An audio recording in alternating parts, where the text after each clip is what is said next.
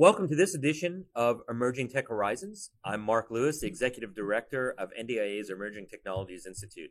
And this is the podcast where we discuss various issues related to emerging technologies, specifically for the Department of Defense. With me on today's episode is Roberto Guerrero, the Deputy Assistant Secretary of the Air Force for Operational Energy.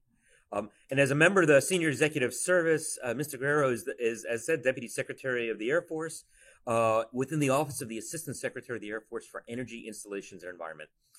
In that role, he's responsible for providing oversight, direction, for basically all matters pertaining to the formulation, review, and execution of plans, policies, programs associated with the effective and efficient use of the Air Force's $5 billion operational energy bill that supports its global mission.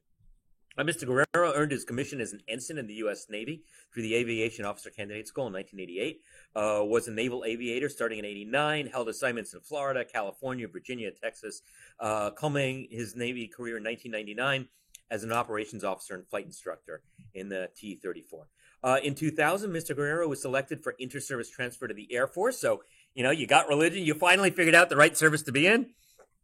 Sorry, I bleed Air Force blue. I'm supposed to be purple, but I love the Air Force. Can't help it. He qualified in the E-3 Sentry, held assignments in Oklahoma, Okinawa, Japan. We commanded the 961st Airborne Air Control Squadron. Then later served as the Air Force at the Air Force Safety Center as a division chief and concluded his military career as the center's vice commander.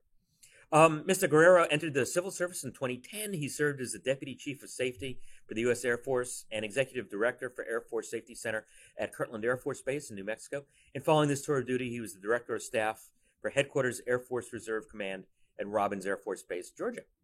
So, Roberto, first of all, thank you so much for joining us. Energy is such a key aspect of what the DoD does, and especially what the Air Force does.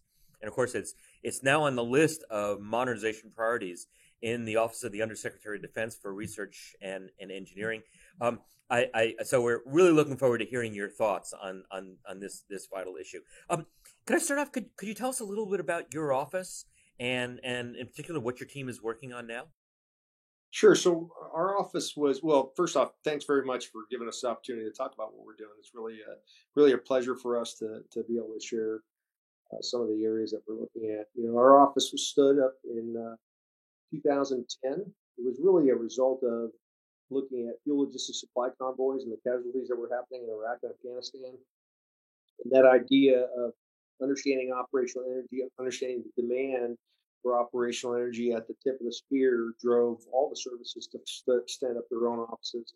I took over the office in 2014, and being a former pilot and aeronautical engineering student from way back when, we started looking at some priority areas that we thought weren't being addressed that we thought would benefit the Air Force. We first started off, and I'll kind of go through some of them. These areas that we've been looking at, we've recently started receiving funding for them. So now we're going from ideas to actually doing the R&D work on it and procurement and installation. So on the first part, aerodynamic improvements on legacy aircraft. So some simple stuff like vertical windshield wipers that we're looking at, actually in coordination with one of the airlines that has a similar interest as us. Aft body drag reduction, much in the same way that airplane wing tips have vortices that come off them. There's vortices that come off the tail of our aircraft that can be managed, especially those aircraft that have really big ramps on them, like C-17s, or 130s. And so other modifications along those lines to look at just the aerodynamics of our aircraft, especially our legacy ones that really didn't have the benefit of certain tools that we have now in understanding how efficient they are and how much more efficient they can be. So that's one area. We're spending a lot of time looking at modification and development of mission planning and execution tools. So we still do a lot of things, whether it's scheduling crews or doing mission planning. We still do a lot of things manually. So we wanted to understand that better.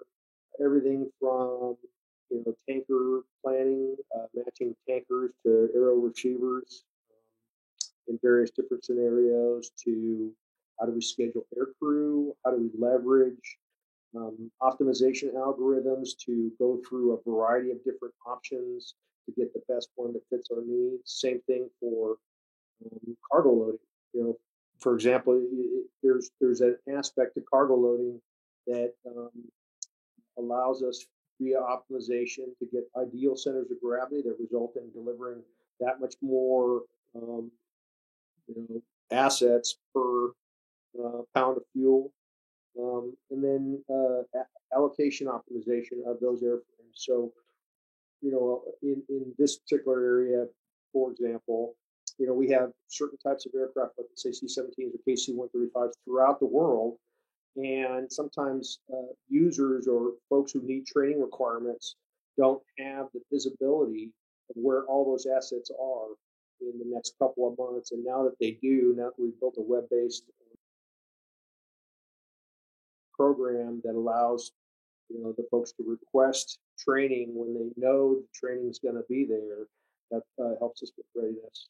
We're also looking at just some advanced aerodynamic designs with some of the aircraft manufacturers out there to see if there's some way to take designs. A lot of the designs we operate with now are designed in the 80s and 90s, or the 50s, or the 50s and the 60s in some cases. Right. Yeah. So there's just some advantage to seeing what new technologies are out there, and NASA's done a lot of great work in this area, and we want to leverage some of that to see how that would fit into our mission set. I'd love to come back to that later, because I know you're doing some really exciting things on aircraft configurations. Absolutely. I'd like to touch on that. I did want to ask. So I know flight hours is always an issue. When I was on the air staff, we had a lot of discussions about the need for pilots to get training to get the flight hours in versus the fact that it adds to the fuel costs, and we were looking at ways of introducing modeling and simulation, virtual training. Is that still an area that's being actively investigated? Yes, we're finding that not just flight crews, but on the whole set of folks who work, getting aircraft green, getting maintainers trained, all those things can be advanced through augmented reality, virtual reality type training, and that a lot of that's been expanded. So you'll see now that a lot more flight students are actually going through programs of augmented or virtual reality before they ever get to a cockpit. Same thing with crews learning aircraft. We've been, partnering with Travis Air Force Base on one of the initiatives they have where, in the past they would have to have an airframe out on the flight line. That airframe would have its APU on. The students would walk around the airframe. They would get explanation, but not as deep of an understanding of what they were looking at that in areas that you can do virtually or through an augmented reality system. Now they can walk up to an airplane, they can have a discussion about, let's say, the prop system, and wearing these goggles, they can actually expand out the whole system, look at all the pieces and parts, look at hydraulic systems where the fluid's flowing, where the check valves are, all those types of things in the past we weren't able to do. And now, so we have students now that are, whether they're going to their check ride or whether they're going to get a certification for an additional type of maintenance activity, they have all this experience behind them through augmented or virtual reality that didn't have in the past. That makes them that much, gets them on step or gets them qualified. Fascinating. I know. Again, my information might be a little bit dated. I know when I was on the air staff, we were looking at a whole bunch of strategies, things like single engine taxiing to try to cut fuel burn, more efficient operation of our aircraft. I had a colleague at the time who flew in a commercial jet, and he was listening to the cockpit conversation. And as they were landing, the pilot he hears the tower tell the pilot to come to a certain altitude. The pilot says, "Well, I'm more fuel efficient. If I can go to a different altitude, I requested a different approach trajectory." And we were asking, how do we build that culture into the Air Force as well? It sounds like you've made tremendous strides along those ways. That sounds great. Yeah, we've been lucky in that just through internally budgeting. Looking at areas for, like as you bring that up, there's one program that we're just kicking off this year, and Travis Air Force Base in Charleston are part of it. We call it the MEET, Mission Execution Excellence Program.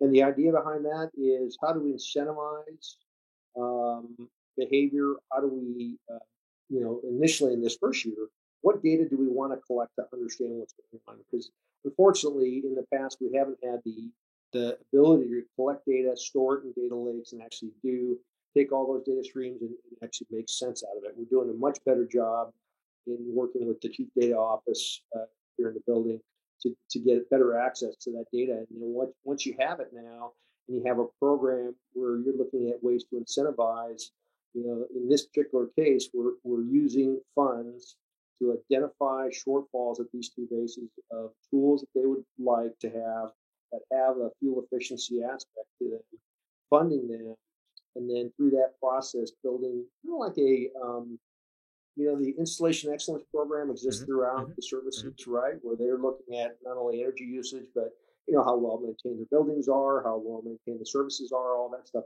We want to do something similar to that for operators, logisticians, and maintainers, so that we're rewarding them for thinking about this, and in fact, we're getting the kind of data back now where we can see that a pilot has decided, hey, I've got too much fuel. I'm going to offload some of that fuel, and in the consequence, save a couple $1,000s for the Air Force just on that one sortie. So that type of mentality, type of thought process and culture has been something that in the past we hadn't had the data to combine with the initiatives. Now that we're getting there, we're actually seeing some pretty good productivity out of those two bases. So Very good. it's exciting That's to see. actually a good lead into my next question, which is could you tell us about the current Air Force energy needs? Um, and as part of that, how can emerging technologies be used to address those Air Force needs? Yeah, so our shift to the Pacific has given us much, much greater distances than we've been used Hmm. to operating in the past. So, Bagram to Al Udeid Air Base, which is one of our big tanker super bases out there in CENTCOM, is maybe about 1,200 miles. And, it's like 3,400 miles from Hawaii to Guam and 1,400 miles from Guam to, let's say, Taiwan. So the distances are much greater. And that's really driving us to think a lot more about what technologies can we advance that would give us more time on station, give us greater ranges, greater offload capabilities.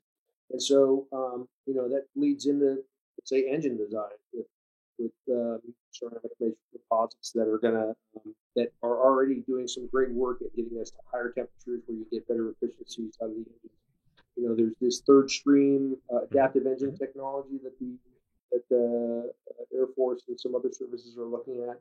Um, we have spent some time looking at advanced aircraft designs and understanding the impact of those advanced aircraft designs and how, like in some cases, for legacy equipment, maybe you have enough fuel to fuel one or two F-35s at 4,000 miles. Some of these advanced designs are promising closer to six or seven F-35s. That has a major impact in helping us being able to deliver fuel at range. So those are the types of things we're thinking about in how the new technology can help us. And I would say that in validating some of the results of the work that we've done on the aerodynamic side, just the computing power that we have now, we didn't have in previous years, really makes a big difference for us to be able to say, yeah, we're pretty confident that this modification, whether it's a modification to a winglet or aft body drag reduction or windshield wipers, for example, that with computational fluid dynamics capabilities that we have now, we can get much closer to getting a good solution very quickly, reduce the amount of time that we take to flight test something before it's ready to go.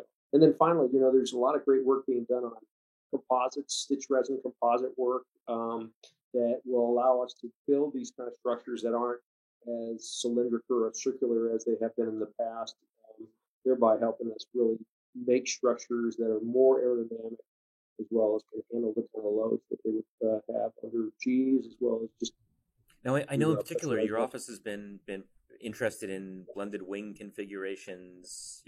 Moving away from tubes and wings, and of course, there's been a lot of work done on blended wing configurations over the years, but they really seem to be coming into their own now. I think you point out composite Yeah. materials. I think advanced controls so that we can handle some stability issues related to these airframes. Can you talk a little bit about that? Yeah. So we're just right now exploring some different designs. We have some work that we're doing with the Defense Innovation Unit in California. And really, this first part is just to put out a request to have folks bring us their designs. And we'll actually go through in this first part, go through the process of weeding out of these various different design of the solicitation of the various designs that we're seeing.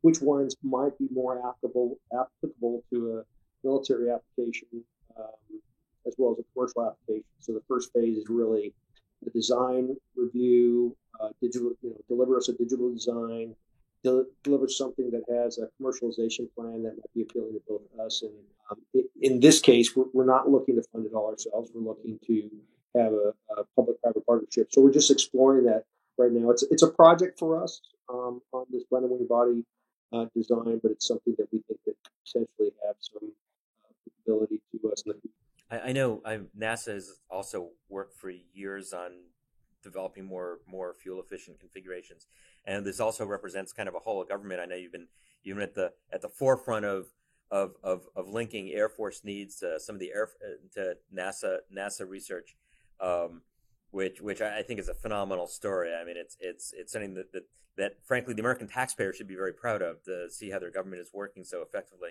bringing the science into operations. Yeah, we're very lucky to have NASA's support in this. We have one of their top blended wing body scientists that's working with us, Dr. Collier, and he's part of the team that's going to help us review these designs for applicability as well as feasibility. Excellent, excellent. I wonder if you could tell us a little bit about the operational and cost value of using some of these advanced energy technologies.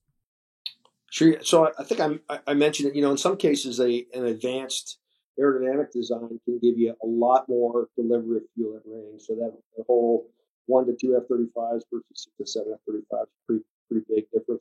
As well as just, we look at things from ton miles per gallon. So we have to understand how much more cargo can you deliver per gallon of gas downrange. And some of these new advanced designs will give you close to 70% ton mile per gallon increase. So that means you can deliver a lot more stuff a lot farther downrange. And then, some of the advanced engine designs are getting us into the 20 to 25% increased, fighter aircraft designs, 20 to 25% increased efficiency. So all that helps us buy down that the one piece that is kind of central to our efforts in our office, which is buy down fuel logistics supply chain risk in scenarios that we might have, to include the Pacific, where we have long distances, and that's our primary focus. And understanding, we've spent some time looking at modeling and simulation type of work to understand what, because we have so many ideas that we think are applicable, we really have to understand which one's going to do the best job of that, of maximizing combat capability, reducing our fuel logistics supply chain risks, so that we can, when called for, we can deliver combat air power where we need to. And then the second part is just from a day-to-day perspective. The Air Force back in 2010, 11 realized that it was going to be challenging to continue flight operations in the way we were doing because of the amount of fuel we were using. And there's been, over that time, been some movement towards more unmanned aerial vehicles, which has reduced our consumption somewhat. But we still, on average, in the years where fuel was pretty cheap, which is the last couple of years prior to this whole rise in prices recently, we were spending about $5 billion a year. We burn about 2 billion gallons of fuel, so $5 billion a year on aviation fuel. Well, we know that's going to go up, maybe a couple billion, just because the rise in fuel prices here recently.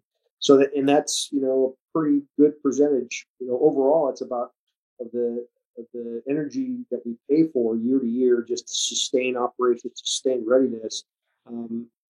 Operational energy is typically over 80% of that, and that energy usage is more than all the other services combined. All the ships, all the tanks, all the Navy helicopters, Marine Corps helicopters, Navy jets, all that added up still is only about 45% of the overall operational energy usage. So we have the potential to make a dent there, pretty significant dent in costs per year by advocating for these new technologies. But, on the order, we regularly exchange ideas with commercial airlines, and over the past 10 years, these commercial airlines have been able to shave off $1 billion in fuel costs just by thinking through those things that we talked about before. Some better aerodynamics, better processes, better optimization of cargo loads, those kind of things. And so we think we can do that as well.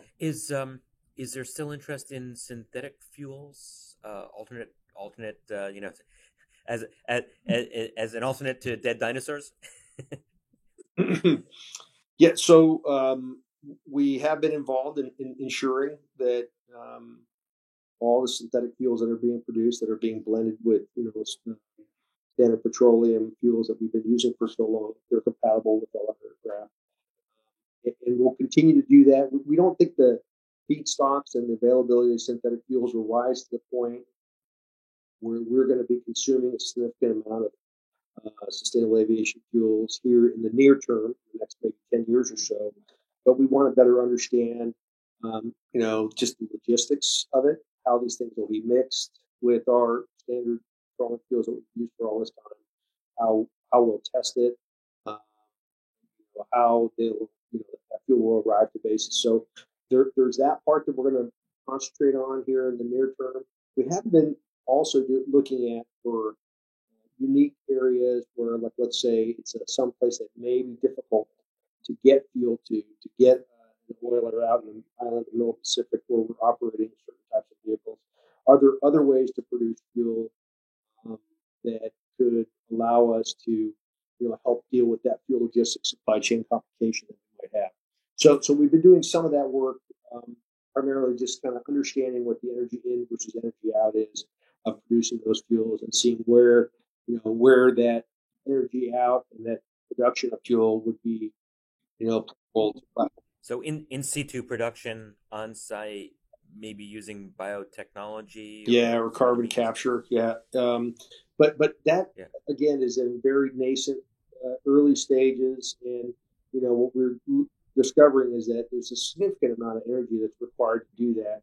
So it's certainly going to be difficult to make that practical for some of our larger airplanes that are thousands of gallons of fuel, Yeah, absolutely. As we wrap up, I'm wondering, are there one or two success stories that you'd want to share with us? Yeah. So as I mentioned, we have been talking about, and we have been exploring with program offices, in this case PEO Digital and the Kestrel Run folks, this idea of aerial tanker to receiver matching. So back in 2017, Eric Schmidt from Google had visited the Air Operations Center out at Al-Udeid, saw that they were doing a lot of their work. And we were talking about matching 250 receivers to 50 tankers per day. That process was really onerous, 8 to 12 hours to do it. There are a lot of things to consider, to include the compatibility of the equipment, because some were drogue, some were probe type of receptacles. So what happened was that they went through a digitization program where they turned it from a whiteboard to electronic whiteboard. That gave them about a 4% improvement in efficiency. 4% equates to about 200,000 gallons of fuel per week. So not insignificant amount of fuel savings per week. We got involved, and we're right in the process of taking that 4% and including maybe adding another 10 to 20% by just putting that whole process through an algorithm. And now, instead of an 8 to 12-hour process, they're currently in the electronic whiteboard version somewhere close to a 2 to 4 hour process, and we think we can get them down to 15 to 30 minutes, which, 15 to 30 minutes, another 10%. So you're talking about, from the baseline in 2017, saving about 500, 600,000 gallons of fuel per week at one location. That's fuel that we could use elsewhere, or we can use to deliver more combat air power in that particular location. And now you have a process that's really iterating quickly. So you're getting changes which happen every day. And, as a former flyer, changes happen, cancel, weather gets bad or whatever. To be able to iterate those type of solutions quickly is really important for us. So that's one area that we really see. We're very optimistic in being able to do that throughout our portfolio of planning and execution tools. And then another thing that we kind of, this was one that we had been thinking about for a while, which is, for certain aircraft, in this case it was the V-22, we had an engine wash process. That engine wash process took several folks more than a couple hours to wash the engine, but it was a requirement because those engines fly in very dirty environments, the V-22s, at, like, let's say, Kirtland Air Force Base. They're flying in mountainous areas, a lot of dust, a lot of ingestion of dust and contaminants into the engine that need to be washed out on a periodic basis. So we went in with this one company that had a method that, instead of inserting detergent into the sides of the hot section of the aircraft. It actually brought a J hook through the top and uh, foamed out the entire engine compartment to include the hot section with a detergent. So the same type of detergent was being used. It was just being applied in a different manner that kept folks from having to pull off igniter plugs to include these little detergent nozzles, which was a legacy system, which was, took a lot of time. Those nozzles would sometimes break and the aircraft would be down. So, and it took a lot of manpower to get that whole evolution done. The initial auditing of the system uncovered some areas of contamination of water and whatnot that we thought was probably not good for the performance of the engine and actually cleaning off the engine itself. Initially, it was about a 7% increase in efficiency, or excuse me, 7% increase in power, improved power in the engine, which we thought was a great thing to see. But on top of that, there was close to twice the engine life before they had to replace the engine because these contaminants are going to drive hotter temperatures, which are going to wear out engines quicker. And then there is a fuel efficiency aspect to it as well. But the real selling feature to the operator, and a lot of times, really, we have to be able to sell it to the organization that's going to take on this new activity, was it was much quicker as well to get done. So it took them an hour, one person an hour to do that particular initiative. So quicker to do, less time that it breaks, and the aircraft's completely down. More power, more life on engine. It was an easy sell, and now they want us to outfit their whole fleet with this type of engine wash procedure because they know that it's going to really help them get green aircraft airborne more often. So it's those type of things that we think could be applied to other aircraft as well. Yeah. And so we're in the process of doing that with all the other aircraft that we fly, testing out which ones. There's a separate wash method that we're looking at as well, seeing which ones are the best bang for the buck, so that from a sustainment perspective, maintainers are working on other things, and the aircraft aren't breaking as often because the engines aren't working as often. Actually, phenomenal accomplishment. Yeah. It's amazing how much that adds up. You small savings here, small savings there, and pretty soon you've got a significant impact on the overall sustainment budget. Absolutely. Yeah, and you find that just in the past there hasn't been that incentivization method to make folks want to participate in these things. And now that we have funds and we can help them with the manpower, they're willing to try out these initiatives. And often cases they'll say, "Oh wow, okay, this is I understand what you're doing from it, SAF-IEN, with your interest in reducing fuel budgets, but for us, it's really going to help us free up maintainers to do other things on the aircraft because they don't have to spend so much time washing their engines." Absolutely. Roberto, thank you so much for joining us for this episode. It's been a fascinating discussion. Thank you for what you're doing, not only for the Air Force, but for the nation. This is such an important issue, such a key element of our emerging technology investments. And I wish you the best of success in your continuing efforts. Well, thank you very much, Dr. Lewis. It was great talking to you today, and really appreciate your help.